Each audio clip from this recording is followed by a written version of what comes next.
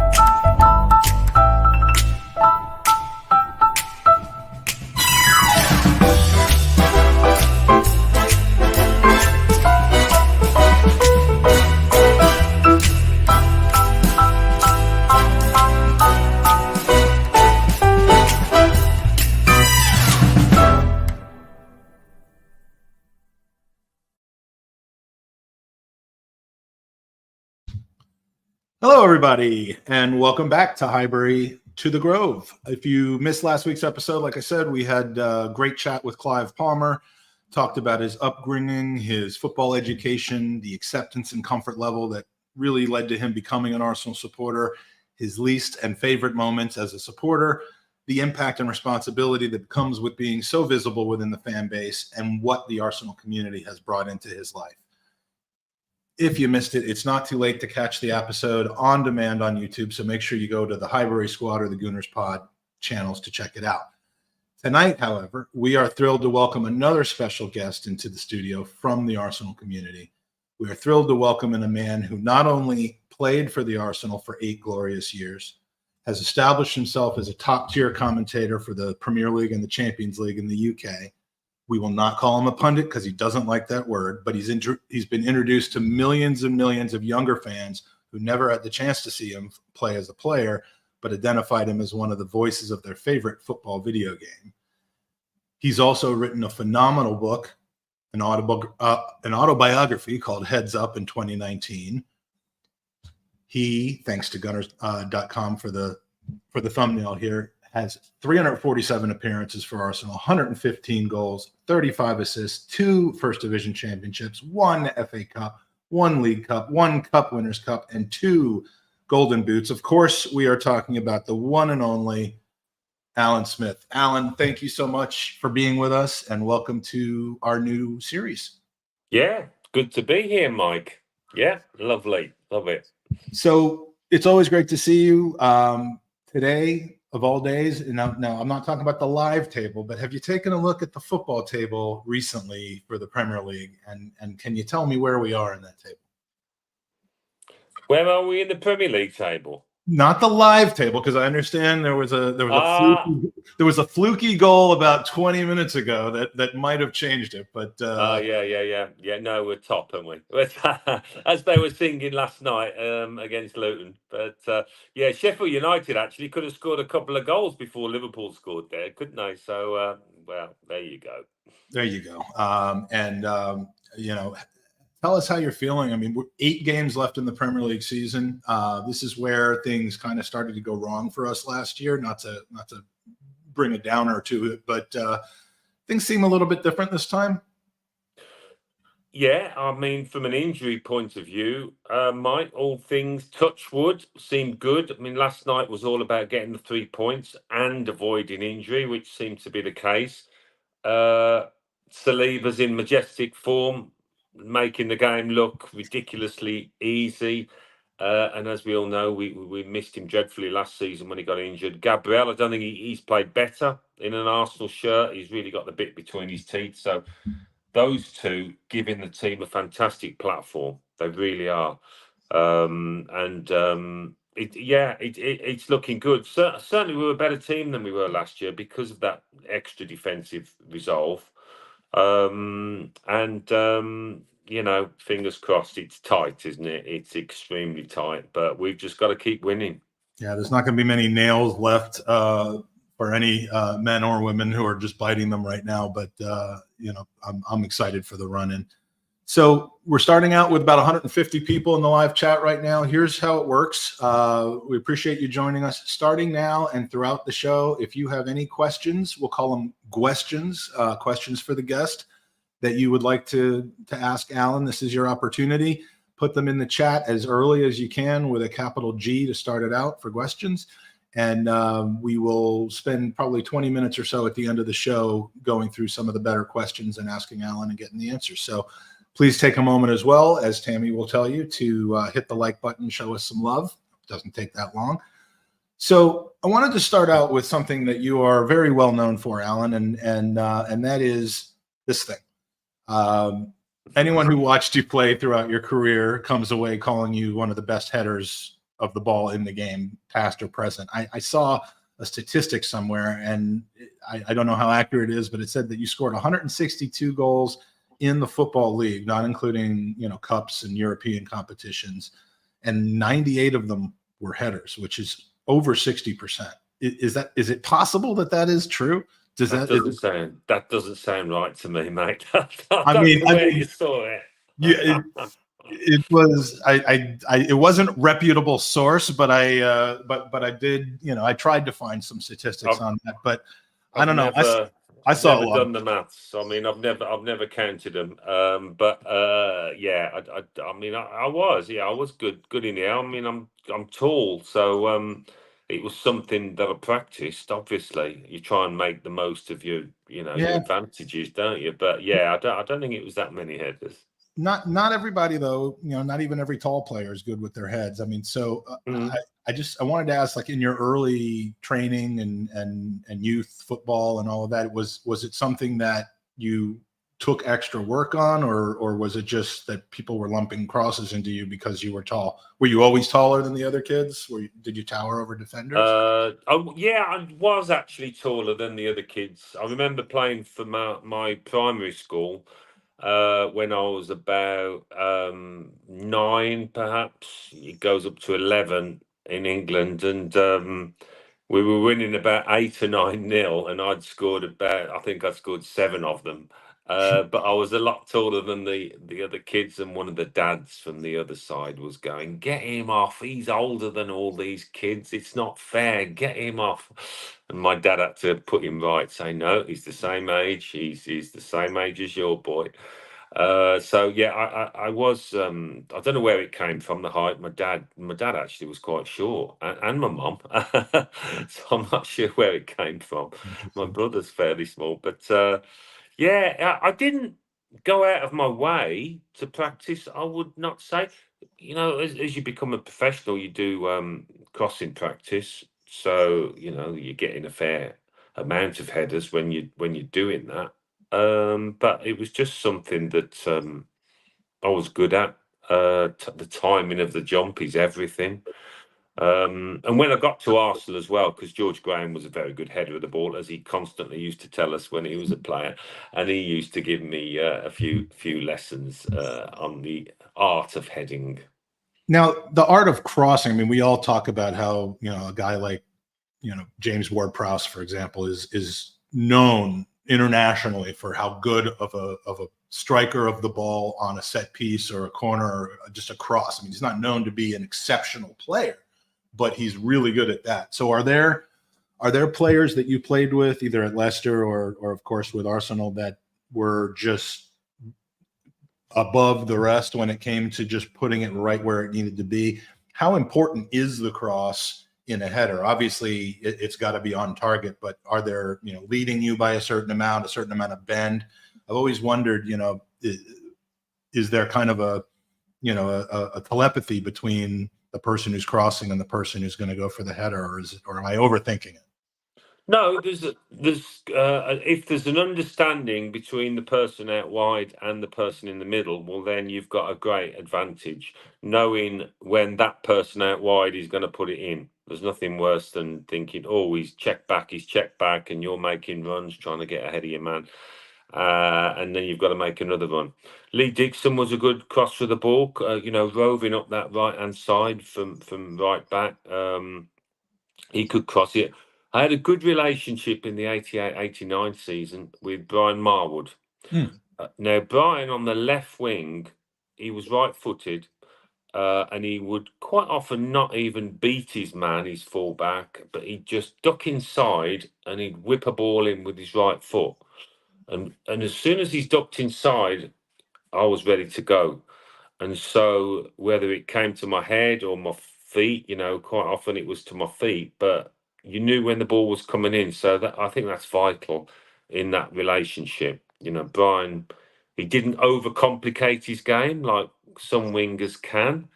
That He didn't led do to 27 step overs like Anthony, and then you had to exactly stand there and figure out when he was going to finally cross. Yeah, he didn't do all that, and it meant that we had a really good relationship, and I knew what he was thinking. He knew where and when I wanted it, so that was particularly good, I think. Note to self: sometimes simpler is better. Exactly, yeah. Yeah. Simple game. Who would you say, and there's one person I think everybody has at the tip of their tongue, but not named Olivier Giroud, who are the top headers in the game that you see today? Who are the top headers in the game? Yeah, someone who basically, knows exactly the pace, can snap that neck, and you're either good at it or you're not. And there are certain players, I think, that are just known as being better. And in all the games that you see from commentary, is there anyone that comes to mind? There's a few defenders, to be fair, that do really well at set pieces. People like Tarkowski at Everton. I know they're struggling, but he's one of those that the ball seems to be a magnet when a corner or a free kick comes in. He gets his head to the ball. Haaland's obviously very good, and he's got that advantage of being taller than everyone else, stronger than everyone else. And when Kevin De Bruyne is whipping in those superb crosses, he's always going to be favourite. It isn't such a prevalent art these days, is it? Because there's so many more cutbacks along the deck than there used to be, maybe. But there's still nothing better than seeing somebody rise at the far post. Gabriel's done it from some corners, hasn't he? Scored some goals. He loves it. You've got to want to attack it, haven't you? You've got to want to get your head to the ball. So many people don't really want to do it, and you can see it when they do attack the ball. Not quite so many, but there'll always be a place in the game, I think, for that kind of skill. Yeah, and it's being taught less and less at the youth levels, I think, because of concerns. We won't go too deep into that, but yeah, it's fun, and it's fun. It's fun when your team scores one from a header, but something not as fun a little bit more sad as well. But last Sunday was not only a massive day for Arsenal, keeping Man City to a clean sheet and showing that we belong in this title chase, but it was also a somber day of remembrance for someone who also played for Man City for a brief time, but was the very definition of the Arsenal way. And it's someone that you and I have spoken about at length. You've written about him in your book. An all-time great who was a 10 out of 10 as a footballer and a 50 out of 10 as a human being. So, we are, of course, talking about David Rocastle.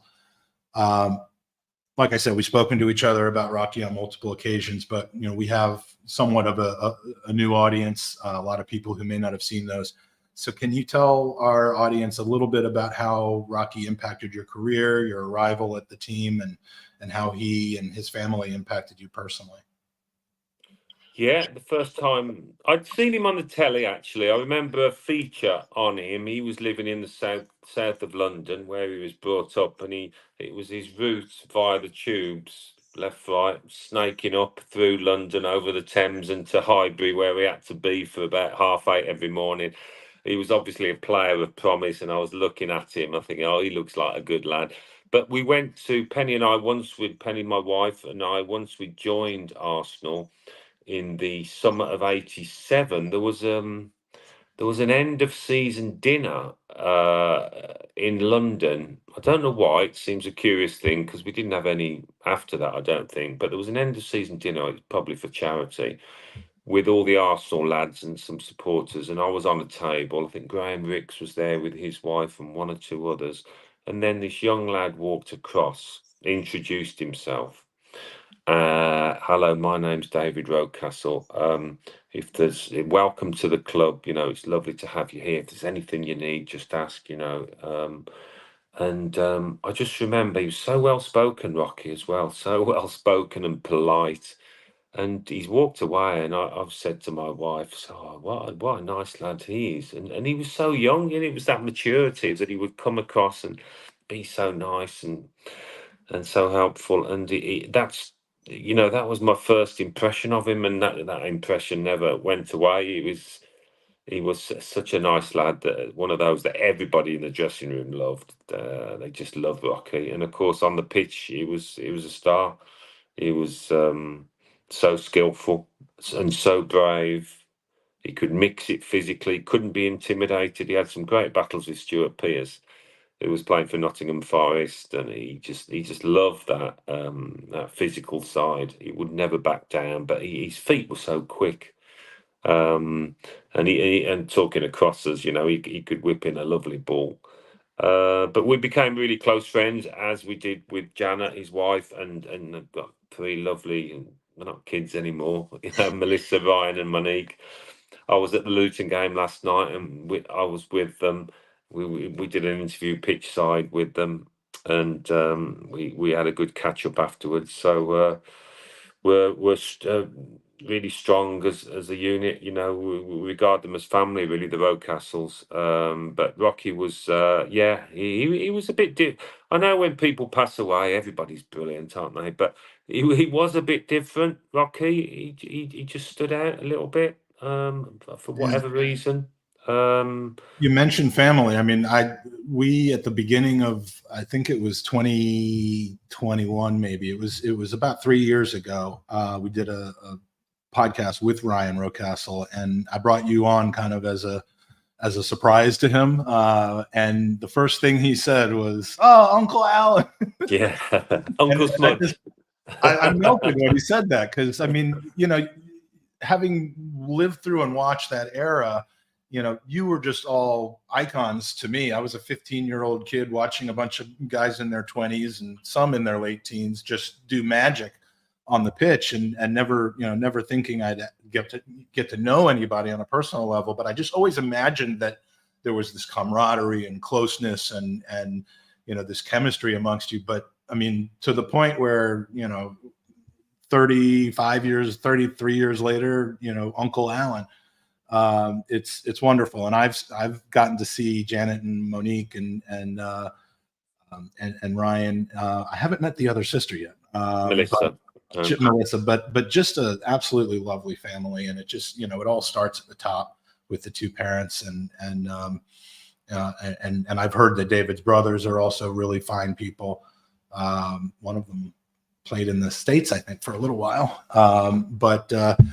He's just, I mean, he's my answer to who my favorite player is of all time, mostly because of the person he is, but also just getting to see that quality. The Brazilian who was English from South London, it's fantastic. And his statue is the one that needs to go next, I think, on that concourse. Him and maybe you could have Righty and him together because of their special bond that they had. But them, then you.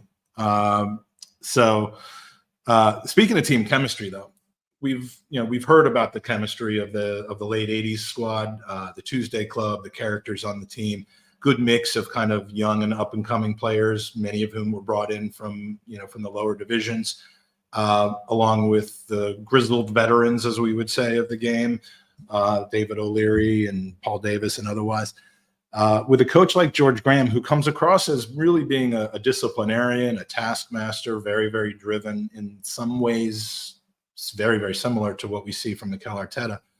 Was there a culture of fear in the locker room, or was, of consequences, or was it really a brotherhood and a tight-knit group, or somewhere in between?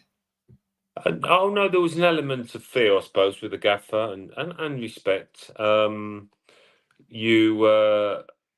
you saw him jogging around the corner at London Colney onto the training pitch, you went, "Oh, right, here's the gaffer." When we were having a warm up in the early days with Theo Foley, we'd mess about a little bit, but then when the gaffer appeared, you didn't mess about quite so much, and he always turned up for training. That was the thing about George. He rarely missed a day. He loved to be out on the training ground. But these were the times when managers could and did rule with fear. Obviously, dropping players, making them train with the youth team. Paul Davis being a big example of that when he fell out with George, and he was away from the first team for 18 months, 2 years or something, massive amount of time. Yeah. Obviously, you can't do that now with players, with them being such big earners, high earners. But then you were at the mercy of the manager a little bit more. And so that brings the fear into a little bit. You don't want to get the wrong side of him. But by the same token, I think he was good at handling players. He treats certain players differently according to their personalities. But yeah, he was a hard taskmaster. He pushed you because he always used to say, when I've seen your best, I want you to get very close to that every day of the week and every Saturday. So yeah, he pushed, but he was good on the training, good tactician, as he showed in Europe as well, especially really. So it wasn't just intensity for intensity's sake, because you were able to see the fruits of what he was trying to do. And I guess that's, to make a correlation to the current team, if you're buying into the project and you have to watch your step and you have to make sure to not fall afoul of the famous non-negotiables, if you don't really see where the football is headed, then that's going to rub you the wrong way. But if you see where the football is headed, you buy into it. And from what you've seen from this current squad, would you say that chemistry and that belief is the biggest thing that's propelling them to where they are now? Yeah, I mean, I don't think Arteta maybe is the easiest manager to work under because he will be pushing the boys all the time. But as you say, Mike, when you see results, it is hard work. But if you see results at the end of the day, you do buy into it, and you will give your all, and you want to be part of it. You don't want to drop out of the starting 11. You can sense that the club is going places, as we could, and you want to be in the manager's thoughts. Unai Emery, I think, was somebody that pushed the lads, and as he's showing now at Villa, as he's shown many times over in Spain, he's a very, very good coach. It wasn't quite the right fit at Arsenal at that time. He's one that would ask you to sit down and watch hours of footage, video analysis and that. And some players buy into it, others don't. But no, I think whatever the manager's methods, if it works, and if you feel personally that he's making you a better player as well, I mean that's a big thing because players are selfish. They want to become better. If you feel he's doing you good, then certainly you'll respect him as a coach. And I think that also can work in reverse, hopefully not for many, many years in our case, but you see situations like Leicester City when they won the league, and then a couple of years later, the way they kind of regressed under Ranieri. I think once that intensity is not producing results, once the players are maybe confused or there's just not that level of success, it can turn bad. You start to see down tools and that sort of thing. But I think what's been built here is sustainable. It's visually to the players, rewarding them for learning the system, and I mean, long may it continue. I mean, They're young, aren't they, as well? They're still young, the lads, and most of them haven't won anything in the game up until now. So there's the hunger there, as we had.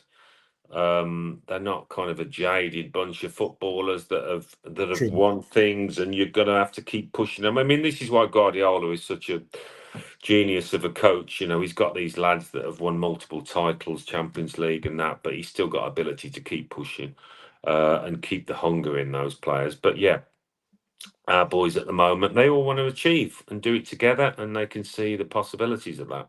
Yeah, I think there's a certain kind of manager or leader of men that we see in sports all over the world that are probably better at what you've just described, Pep Guardiola doing, Phil Jackson in basketball, Bill Belichick in football, in American football, Ancelotti, probably another good example in world football. You wonder how they'll do if you ever get the chance to see them with a team that has less talent, less experience, less winning. And I think we did see a snippet of that with Ancelotti at Everton. And it doesn't quite go well, but there's a ability to get young players to play above their station, to buy into a process. I think that's what Arteta has. You've seen some other coaches, maybe a Brendan Rodgers, who, Unai Emery, to get players to play above their station, maybe not get over that hump to the top of the top. But it's interesting how different types of coaches appeal to different types of players and different situations. Just my observation. Yeah, well, it's knowing personalities, knowing people. I think Alex Ferguson was brilliant at that. Of course. Yeah, he, and he always transcends either one of those things. I think he could have whipped. Yeah, people have him down as the hairdryer, an old school manager, but I think one of the lads I think it was Ryan Giggs, told a story about if he wanted to have a go at somebody, but he didn't think he could take it. He'd have a go at, say, Ryan Giggs, who was sat next to him. He'd absolutely hammer Giggsy, knowing that there'd be a bit of a fallout. The message would get across to the lad who was next to him, who might have been a little bit more fragile. But it's absolutely brilliant psychology, and he was a master at that. And he adapted as football changed over the years, and that's a heck of a skill to be able to do that. But that I'm not sure you can learn that. That's got to be in you. Yeah. To know how to treat different players like that, to know their personalities, to know what's going on in their lives. They're all people at the end of the day. So some managers ignore that side, the personal side of players' lives. Others don't, and I think you've got to know what's going on, because it's all up here, isn't it? The obvious question. It seems like footballers tend to, among other things, business interests and that sort of thing, go into commentary or coaching. Those are probably the two most visible post-career occupations or vocations that you can do. Was coaching ever in your thoughts? Was coaching ever something you had interest in doing, or was it always broadcasting? No, well, I didn't know what I was going to do, but I was pretty sure I didn't want to be a coach when I finished, because the end came fairly quickly. But I did some Arsenal soccer schools when I first retired. Alan Sefton, who was head of community, said, "Oh, it'd be nice, just way of ticking over," and I organised them in some schools locally to where I was. But I never had that urge to get out on that pitch and tell them what's what, and to get my ideas across as a coach. So I knew, even from doing soccer schools, that wasn't for me. Some lads are the opposite. They just take to it and they love it. It would be a big mistake to do it because there was nothing else to do, because you'd fail at it. But yeah, I didn't. I knew that wasn't what I was going to do, and then the media stuff built up gradually. The writing and the TV stuff. I watched a great interview recently of you with Talk Sport. I think, or not Talk Sport, sorry, Sky Sports, about 4 years ago, talking about kind of mental health and how, when your career ends, especially if it ends a bit earlier than you would have liked due to injury, as was the case with yours, how important it is to really look after yourself, your mind, your and find a passion and find an interest. And you kind of described how you started. You took some classes, I think, for writing. You wrote for the Telegraph. Was it the Telegraph? Yeah. I started with the evenings. Well, no, I beg your pardon. I started with the Ham and High, the Hampstead and Highgate, which had an Arsenal column, and then the following year I started with the Standard, and then I did a regular one for the Telegraph. Yeah. So it built up that way. But writing those weekly columns for the Arsenal columns, it was a real good discipline. Sometimes you're sitting down when you're new to it, and you think, God, what am I going to write about today? But you have a little chat to the editor and some people, and then ideas come into your head. The more you do it, the less you need that help. You kind of quite naturally get hold of a theme and develop it. Yeah, my favorite part of that interview as well was you had mentioned, when you left the club, it was right at the beginning of a new season. Yes. I think it's right when Bruce Rioch had arrived, and Yeah. you were in and around the team on the first day of the season, and as you were leaving, someone else was coming through that had just been brought to the team. You had a quick handshake and wished him good luck. Whatever happened to that guy? Yeah, that's exactly right. It was the first day of pre-season, and somebody said, "Oh, Bruce Rioch wants to see you to have a chat." I had to pick up my boots anyway, but as it turned out, Bruce didn't say a lot to me. He just said hello. But I've gone in there, and all the lads, coming in first day of pre-season, and there's the new boy. I've shaken his hand. Dennis Bergkamp, wished him all the best. It's up to you now, son. Do what you can. But I couldn't wait to get out of there, really. Could not wait to get out, because they'd all got a purpose. They were all thinking about the season. They got a new manager to impress. They had their issues, and I was outside that circle. I was, just like that. You're outside the circle. You're not one of them anymore. And as sympathetic as they are, you're outside. You're an outsider. So I just wanted to get out and drive home, and that was it. And I think most players will tell you that, because they always say, "I'll pop back to the training ground and see us, come in for a cup of tea and all that." But no, it's not right. It doesn't feel right. And I think most players will say that. If you break up with a girl, you don't want to watch her on television every single day for the rest, right away. I guess it's, there's a healing time. So not to make that kind of comparison and act like it's equivalent, but we've got just under 300 people in the chat right now. Remember, if you haven't given a thumbs up, please do. It helps the channel. Subscribe to the Highbury Squad. Subscribe to the Gooners podcast, and throughout the show, we've gotten some good questions in already. It's not too late. Start with a G and ask a question, and we will probably get started with those in about a little over 5 minutes or so. So next, a lot of player chants have taken form this season. We're seeing new chants come up, and frankly, they've been created by some folks I know. Some of them from Dan and Fergus, who's in the chat, and the rest of the Guns and Yellow Ribbons. But the Gabrielle chant, the Odegaard chant. Last year we had a few new ones with Saliba. I have asked, because I don't remember. I was 15 then. Did you have your own personal chant? Oh, it's boring. It was so boring. I'm not going to ask you to sing it, but can you speak it? Because it might jog my memory then. But it was like Alan Smith, Alan Smith, Alan Smith, Alan Smith, Alan Smith, and it kind of built to a crescendo, and it was Alan Smith, and then at that point I'd clap, So it was one of the worst. My name's not an easy one to. So it's one of those where the tune is used for multiple chants. You didn't. Yeah. They're a bit more creative now, the fans, aren't they? I think with chants, they're a lot more creative. I don't hear most of them because when I'm at a game, I've got my cans on and I'm concentrating on the match, so I don't really hear these songs. But yeah, it's great, isn't it? It's great when, and I think the lads love it. If there's a good song attached to them, they're gonna love that. You hear stories of them like singing, of Saka singing Saka and Emma Smith Rowe in the dressing room, and they're little, like, what do they call them, earworms or something like that. Once they get in, the first time I saw the new Gabrielle song, it was in writing, because frankly, the people that wrote it put it into a chat, and I was looking at it and I'm like, that's really complicated. There were like 8 different lines and they were all different. Like there was no, I'm like, that's not going to catch on. Then I came over to England. I went to 2 or 3 straight away games where, you're just chanting the entire time. Away supporters, unbelievable. And it was just infectious. Like I was singing it in my sleep after that. So good job to the crew that's making up these songs.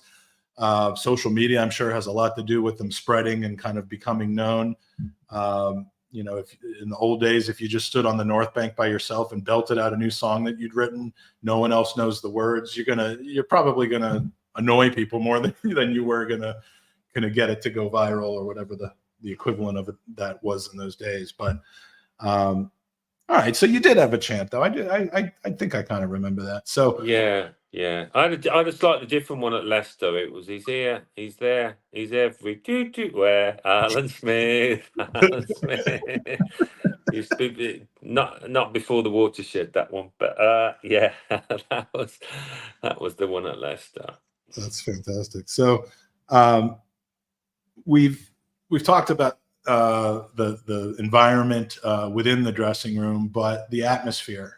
This podcast is obviously called From Highbury to the Grove. You know my history of growing up watching Arsenal in Highbury and now watching them in the Emirates, and I think most fans who have been to both places can describe the difference between the two and the sentimentality. But you were at the game on Tuesday. Now, I've heard Tuesday was a bit of an outlier between midweek evening trains, rain and whatnot, but you've been in the gantry quite a bit, probably before and after you have your cans on. Have you noticed a difference, and how does it kind of compare with 60,000 people all around the stadium compared to the old Highbury setup? Oh yeah, I mean the atmosphere, as everybody says, he's brilliant these days. It has been for a year or two, hasn't it? We had some friends over from Australia, who are English, but they went over in 2004. My mate's a massive Luton fan, so that's why I wanted to go to the game. And his son's an Arsenal fan because of me. But we sat down up behind the goal, the North Bank end, and the game kicked off. And Martin, my mate, said, "Oh, what a great atmosphere it is here!" First 5 minutes, and the fans were singing. It hit him. There was a little buzz, tension in the air. And I mean, look, the Luton game really wasn't the best example of that, was it? Because it didn't really take off that much. But yeah, to have it how it is now, I read on social media today, I think it was, they're on about this day in 88, I think it was, we beat Norwich 2-0. Scorers Perry Groves and Alan Smith in front of 19,000 fans, because we'd drawn 4 on the trot. Fans weren't all that excited, and 19,000 turned up at Highbury. And it's easy to forget those days. Do you remember what happened in that same fixture a year later? I think when that we had was the little argy bargy. Yeah, Yeah. I was so upset at that, because that game my mother did not allow me to go to. I think that was shortly after. Was that shortly after? No, that was the following year. There was something that I had done wrong, and I was grounded, and I couldn't go to the game, and it wasn't even on television, of course, as 3 o'clock games are still not on television. But when I saw the highlights, I think on BBC later, I'm like, I missed 5 goals, or was it 5-3 or something like that? And a 4-3, I think, yeah. 4-3 and Hargy Bargy all of the. I'm like, this is like the greatest game for a fan. And of course, it all happened in front of the North Bank as well. But anyway, that yeah, I mean, 19,000 at Highbury. I mean, Highbury has so much memories for so many people, but it wasn't always what it could be and was on certain days. Do you miss the place? I mean, how do you ever go back? Have you been in? Would you like to go? Yeah, you've been there, I believe. I mean,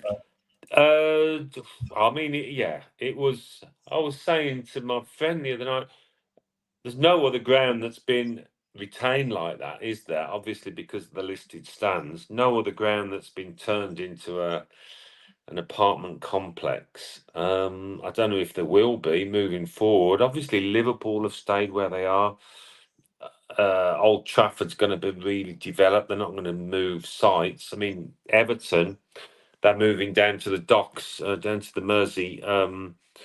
But I would imagine Goodison Park will be knocked down. But yeah, it was those two stands that are just special that no other club has had, and the way that they did convert it, Mike, you know more than most that it's a beautiful job. But yeah, like anything, we had some bad times there where you turn up and the fans aren't behind you. It's going to be hard work today. They're not full of optimism. You can't get a win. But obviously there were other days when it was brilliant, absolutely fantastic. I always talk about the League Cup semi-final against Everton, where there were 55,000 and about 10,000 locked out that night. That was an amazing atmosphere. But there were other times where you could hear the fans shouting abuse at you because there were empty places on the terraces and that's when it's hard to kind of get going as a player sometimes. Well, a lot of the stadiums back then had kind of netting and I mean there was basically a separation between the pitch and the terraces, whether it was a cage kind of thing or netting. Highbury never had that. No. And I don't know why some did and some didn't, but I certainly appreciated the fact that Highbury didn't. I mean, you get a very clear view. I think back to when some players scored and that. I remember when we were Everton and we scored. I think Merce clambered up and onto the advertising thing, and he's grabbing hold of the bars, that are separating the fans from the pitch and that. But yeah, we never had that, did we? No. I mean, if there was, it was certainly before 1988. But I don't think I've ever seen. No, there weren't any. There were never any. But we're a civilized bunch at Arsenal. Perfect. Yeah, you didn't have to keep us in. We were fine. Yeah. So we've got now 315 in live chat. We're going to go to the question segment now. Again, if you're enjoying this, please give your thumbs up to us on YouTube. Please also make sure you're subscribed to the Highbury Squad and to the Gooners Podcast.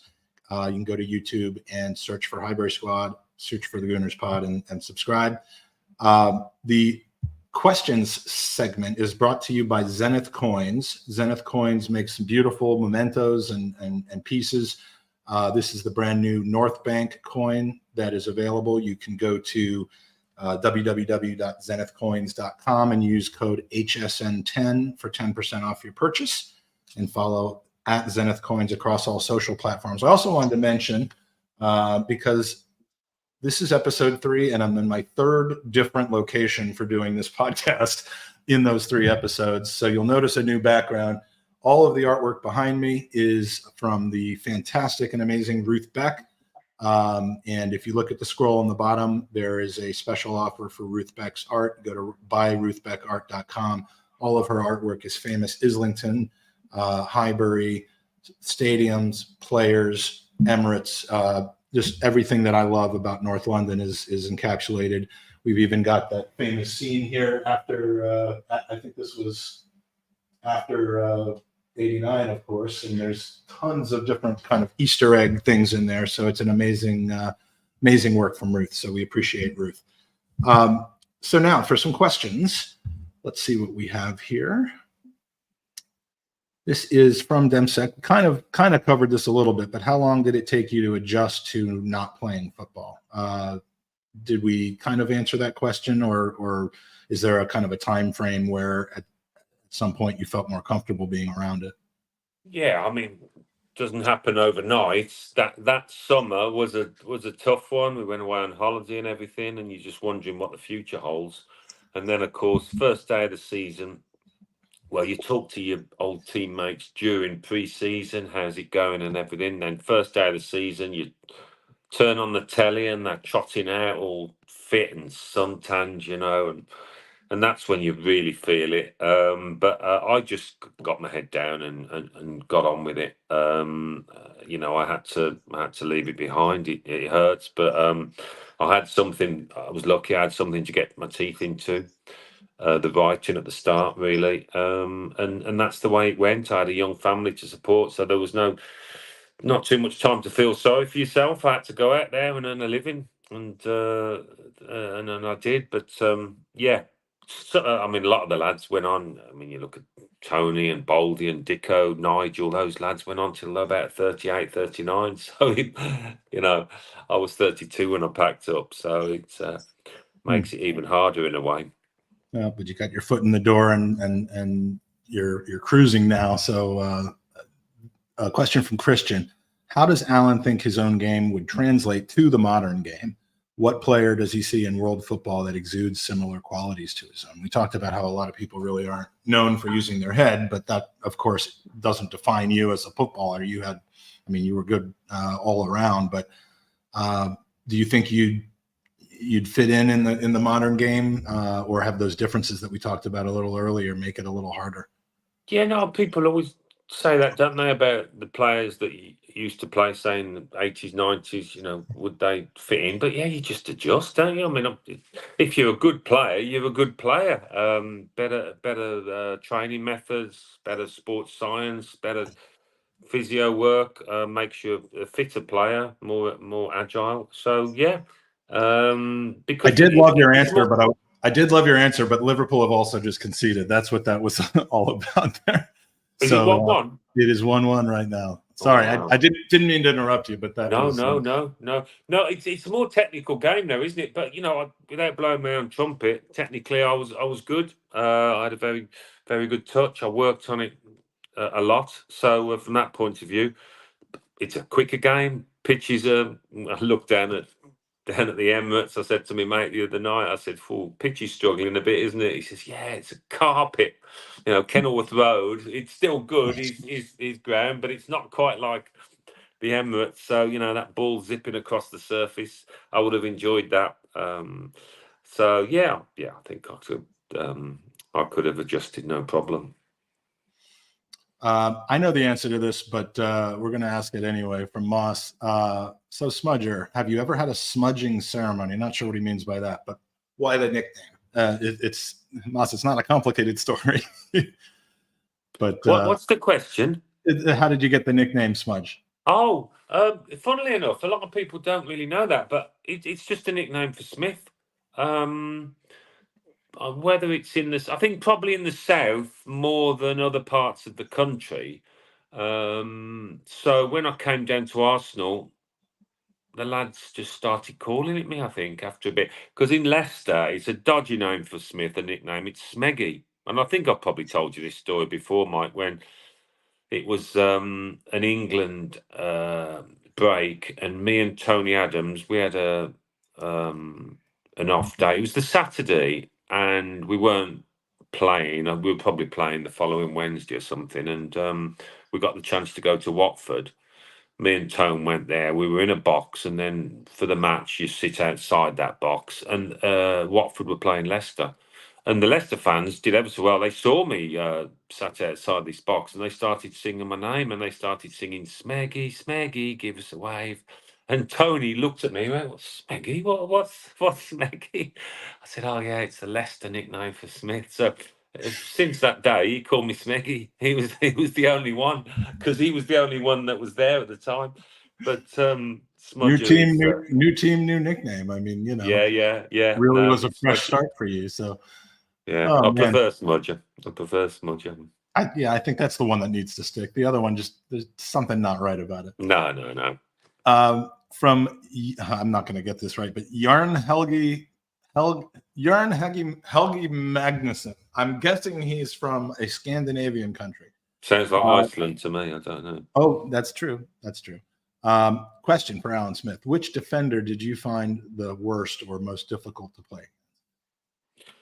Yeah, it's not an answer, but probably people will be a little surprised, because it was Gary Pallister at Man United. I mean, fine player. but he could kind of match everything I did. He was tall, really good in the air, long legs. It was just difficult to get the better of him. And the brawl at Old Trafford, it started when somebody had played a ball up to me, and Pally climbed above me and headed the ball down to Nigel. I think got on. It was Nigel and McClare, and it all kicked off, didn't it? But yeah, Gary Pallister, I never looked forward to playing against him. But there were a few out there. Some that you think, oh yeah, no, I feel I can get the better of him. Others you think, oh, it's going to be a long afternoon. Yeah, I remember a lot of people talking about Des Walker being a tough. No, that's a funny one. That you'll never beat Des Walker, but I used to have a good time against him. And when we met up with England, Des would say, "Ah, I didn't enjoy playing against you the other day, Smudgy." You know, and there was just something. You know, he could run a lot quicker than me. He was quick, but I used to do okay against him. That's funny. You know, speaking of England, we have a question from Frankie Mustafa. How do you feel about your England opportunities? I was always struck by the fact that as good as Arsenal were in the late 80s, early 90s, the one World Cup that I was in England for was the 90 Italia World Cup, and there was not a one Arsenal player. Maybe Tony Adams, but not.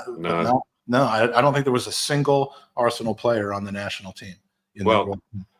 We on the England national team, but that is. We were in Singapore, Hong Kong it was, for an end of season trip, and George Graham said to me, Tony, and Rocky, he said, Bobby Robson wants you to go back and take part in a few days training. There's going to be 26 of you, and after a few days, he's going to select his 22-man squad. And so we went back, and you're thinking he's called us back from the other side of the world. We've got a fair chance of being in this squad. And anyway, we did the training, and then I was sharing a room with Tone. We walking up the corridor of the hotel to breakfast one morning, and Bobby Robson cut us off at the pass, and he dragged Tony away and explained to him it turned out that he wasn't going to go, but he thought he'd captain his country later, which he did. And then I found out on the old board, you know, when the paper goes up and there's the squad. I thought you were going to say you found out while you were on a Ferris wheel. I'm like, that's a strange time to find out that. I felt like I was on a Ferris wheel. I was gutted, and it was Rocky as well. Me, Rocky, and Tony. Four people got cut, and and all three of you Arsenal. Well, I think the other one was Dave Seaman. Funnily enough, he wasn't at Arsenal though. And then I think he went out there because somebody got injured. But yeah, we couldn't wait to get away. I was gutted when it turned into such a good World Cup. Yeah. But yeah, it was all three of us. That's unbelievable. And the fourth being Seaman is I mean, that's just coincidental, but yeah. But you did get your chance at some point, something like 12 caps or somewhere 13 caps. Sorry. How did that go for you? Did you have success? Did you enjoy it? What were the scenarios? Friendlies, competition? Yeah, I played in the European Championships in Sweden in '92 when Graham Taylor was the manager. My England career, I would say, it never really took off. It was play a couple of games, I'll come out, somebody else got a chance, then I might have another chance. I think with strikers, especially at that level, you need to score a goal or two just to give you that confidence and help you relax. Because I had a few chances in front of goal and I was snatching at them a little bit. I was tense. And I needed to have scored a couple early on to get me going there. Bobby Robson tried to reignite the partnership I had with Gary Lineker at Leicester, and it never quite happened. So it was up and down, in and out. I always enjoyed joining up with England. Not everybody did, the lads that knew they weren't going to play, but I just enjoyed. I loved being there. It was a great honour. But yeah, I scored a couple of goals at Wembley. Scored in a European qualifier, which it was great. But it didn't. It didn't really take off. my England career. All right, and we're going to do one more question, and then some final words. I want to apologize to everybody whose questions we didn't get to. Some excellent questions, just not enough time. From Demsec, every family has a maverick. I don't know about every family. I guess if you don't think your family has a maverick, you're the maverick, I guess. But every family has a maverick. Who was the biggest maverick you played with, and why? Well, I suppose Gaza. You can't get more of a maverick than him. Shared a room with him, which was a crazy experience. He never went to sleep, never sat still, just up and down, lived on his nerves. Crazy that he was such a good footballer, though. But despite all that, I mean, he was. I mean, I know he played for the enemy most of the time when I was there, but. Great footballer. Oh no, I mean, I was lucky to have played with him for England and trained with him when he was at his peak before his injuries. He was just super quick, over 5 yards or so, really strong. He'd lend you the ball. He always wanted it back, little 1-2s. So from that point of view, he was a little bit selfish. It was about him type of thing. He wanted to showcase his talents, which he did brilliantly. But yeah, there haven't been many players about like him over the years. He was a bit of a one-off. I think now he would be looked after better because he did have mental health problems going back to his childhood, and they stayed with him. But we just used to get on with it then, didn't we? Yeah, but he amazing talent and an amazing character, really. Well, that's probably about the best answer I could think of for that. So it's here where we have to wrap up. But I have a personal story first, and just something I wanted to say in front of our 350 live viewers right now. Back in 2019, when we had been podcasting for less than 3 years, and I don't remember exactly how we first met, Alan, but your book was coming out. We were ramping up our Gooners versus Cancer charitable campaign, and you agreed to provide our charity with some signed versions of your book, Heads Up, which we auctioned to raise some money for the Leukemia and Lymphoma Society. And it just so happened that when the books became available, I was in England with a group of about 70 members of the Arsenal America supporters group on our annual road trip. There was one game a year where we get a bigger allocation of tickets. We had, hard to believe with the current ticket situation, but at that time, it was a little easier to get 70 tickets in the clock end upper for Arsenal America for one game. And it happened to be an Arsenal versus Leicester City game that you were working commentary for. So we were in communication, and you said, well, I'll bring them to the stadium. Our supporters club had a pregame kind of greet the players experience in the car park, and then a picture on the pitch right before it got too close to game time. And you met me right at the base of the players' tunnel by the dressing rooms. You handed me a bag of signed books. It was obviously a thrill to meet you. And for some reason, I had the balls to ask you if you could take a moment and walk out to the pitch and join us for the supporters club picture. And you agreed. And I just remember walking out of the tunnel, and everyone, 70, 80 people, are all assembled on the pitch ready to take a picture. And I said, anyone mind if my mate Alan crashes the picture? And I don't know if you'd noticed the look on everyone's faces, but it was priceless. And that picture, 4 or 5 years later, still adorns the greeting page of Arsenal America. Oh, there it is. So there you are in the middle.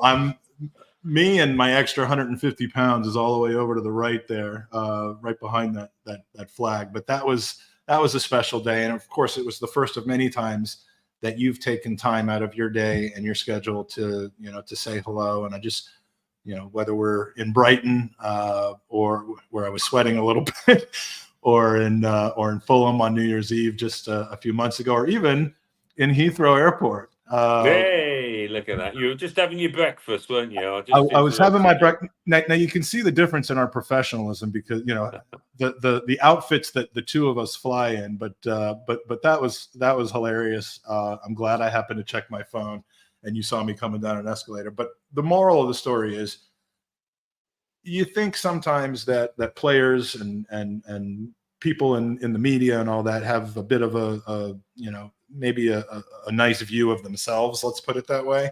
And I'm sure some do. But it seems like those that come through the Arsenal, and especially you, Alan, just have that special something about them that just makes you a gentleman, someone who's always really just looked out for people who are trying to do good things. And that's what I'm trying to do with our charity. And we appreciate your support, your friendship, everything that you've meant to myself, my family, and our podcast, but most importantly, our charity over the last 5 years. And I just wanted to say a personal thank you and have people hear about that. So any last words for our Gooner family? No, well, I mean, that's very kind of you to say, Mike. I mean, you do brilliant work for charity, so I'm only too pleased to help if I can. It's a squiggle on a shirt for me just to sign the shirts that you do as well. Sometimes it's more than that, though. Yeah, that is true. Yeah. The other story, there are two of these that are in world circulation. One of them was won about 2 years ago. The other is going to be auctioned off within the next 6 months. So if you can imagine a 1989 away shirt with John Lukic, Lee Dixon, Alan Smith, and Michael Thomas's autographs with the famous Brian Moore call, starting with Arsenal come streaming up the pitch. I asked you if this was even a remote possibility. You said, send me the shirts and leave it with me. And about 6 months later, these arrived, and I was absolutely blown away. The first one helped us raise well over 10,000 pounds, over $12,500 for the Leukemia Lymphoma Society. We hope that the second one will do that. If you want to be involved, just follow Gooners v Cancer on Twitter and Instagram, and we'll have information about that. But this was something really, really special, and you didn't have to do this.